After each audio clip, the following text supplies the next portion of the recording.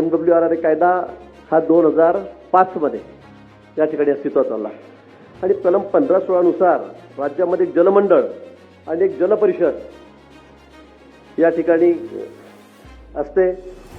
जलमंडळाने आणि जलपरिषदे कायदा अस्तित्वात आल्यापासून एका वर्षाच्या आत हा राज्याचा एकात्मिक जल आराखडा हा तयार केला पाहिजे, पण तो 2005 नंतर वाटतं 14 पर्यंत या ठिकाणी या खात्याची एक सुद्धा बैठक म्हणजे एका वर्षाच्या आत इथे अंमलबजावणी करायची, जल आराखडा करायचा होता, पण 10 वर्ष 2005 ते 2014 पर्यंत एक सुद्धा मीटिंग या खात्याची या ठिकाणी झाली नाही।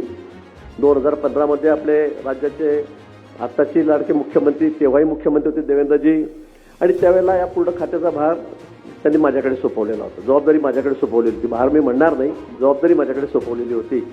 आणि त्यावेळेला आपण लगेच डिसेंबरला सरकार आलं, मी मंत्रिपदी शपथ घेतली, माननीय मुख्यमंत्री महोदयांनी मला सूचना केल्या की पहिली मीटिंग MWRA आणि हा कायदा अस्तित्वात आल्यानंतर पहिल्यांदा 10 वर्षांनी ही बैठक ही 15 मध्ये झाली, जानेवारी 15 मध्ये। डिसेंबरमध्ये आम्ही शपथ घेतली, 15ला पहिली बैठक झाली।